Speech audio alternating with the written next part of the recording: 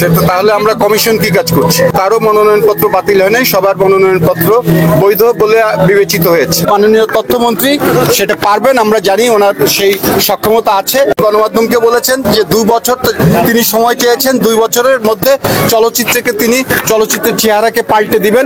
আমরা আশা করি মাননীয় তথ্যমন্ত্রী সেটা পারবেন, আমরা জানি ওনার সেই সক্ষমতা আছে এবং আমরা সেই পর্যন্ত আমরা অপেক্ষা করব। 2 বছর অপেক্ষা করে আমরা আমাদের এই চলচ্চিত্রের ভাগ্যের আকাশের আমরা রক্তিম সূর্য দেখতে চাই। ইনশাল্লাহ আমরা সেটা দেখতে পাবো। মাননীয় তথ্য এবং সম্প্রচার প্রতিমন্ত্রী আমাদেরকে সেই ওয়াদাই করেছেন।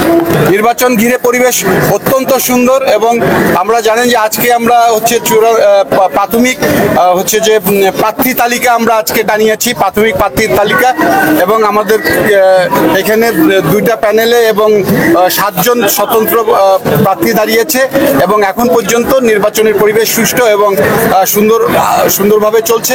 আশা করি আমরা একটা সুষ্ঠু এবং সুন্দর এবং নিরপেক্ষ একটা নির্বাচন দিতে পারবো আশা করি। খুশু ভাই, একটা প্যানেল থেকে মিশা সওদাগর এবং ডিপজল প্যানেল থেকে অভিযোগ করা হয়েছে যে ক্ষমতা চলে যাওয়ার পরও নিপুণ এবং ওই পরিষদটা কিছু অবৈধভাবে ওই আসনে বসছেন এবং ক্ষমতার অপব্যবহার করছেন। সেক্ষেত্রে প্রধান নির্বাচন কমিশন হিসেবে আপনার বক্তব্য কি? সেটা হচ্ছে যে ওনাদের নির্বাচনের তফসিল ঘোষণা হয়েছে, যেদিন থেকে নির্বাচনের তফসিল ঘোষণা হবে সেদিন থেকে তারা শুধুমাত্র সমিতির রুটিন ওয়ার্ক করতে পারবেন, দৈনন্দিন যে কাজগুলো আছে এগুলো করতে পারবেন, কিন্তু এখানে বসে কোনো নির্বাচনের প্রচার প্রচারণা করতে পারবেন না, নির্বাচনের কোনো আপ্যায়ন করতে পারবেন না এবং নির্বাচন বিষয়ে কোনো আলোচনা করতে পারবেন না। তাছাড়া ওনাদের যে রুটিন ওয়ার্ক, কর্মচারীর বেতন ভাতা থাকে, সেখানে অনেক চিঠিপত্র উত্তর দেওয়া থাকে, আদান প্রদান থাকে এবং সেখানে কোনো বিশেষ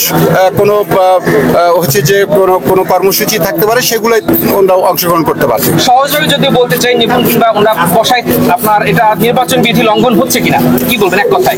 না, সেটা যে আমি তো বললাম যে অবশ্যই যদি তারা এই শিল্পী সমিতির অফিসটি নির্বাচনের কাজে ব্যবহার করে বা এটা নির্বাচনের আপ্যায়নের কাজে ব্যবহার করে বা অন্য কোনো নির্বাচন সংক্রান্ত কোনো বিষয়ে ব্যবহার করে, তাহলে সেইটা নির্বাচন বিধিমালা ভঙ্গ। 79টা মনোনয়নপত্র বিক্রি করেছিলাম এবং আমরা সেখানে আমরা এক প্যানেল থেকে 21টা করে আমরা 2 প্যানেলে 42টা আমরা প্রার্থিতা জমা দিয়েছে এবং 7 জন স্বতন্ত্র দাঁড়িয়েছে। এই আমাদের মোট এবং সবার প্রার্থিতাই ভ্যালিড হয়েছে। আমরা আজকে প্রাথমিক প্রার্থী তালিকা আমরা আজকে টানিয়ে দিয়েছি। কারো মনোনয়নপত্র বাতিল হয় নাই, সবার মনোনয়নপত্র বৈধ বলে বিবেচিত হয়েছে। কার অধীনে নির্বাচন? কেন? সেটা তাহলে আমরা কমিশন কি কাজ করছি? না, এটা যেভাবে ইচ্ছে সেভাবে তারা করতে পারবে না এবং করার সুযোগও নাই। এখানে নির্বাচন কমিশন আছে, নির্বাচন কমিশন নির্বাচন পরিচালনা করবে। এখানে নিপুণ বা অন্য কেউ এখানে নির্বাচন পরিচালনা করার দায়িত্বে তারা নেই, তারা এটা পারবেও না, তাদের এখতিয়ার নেই।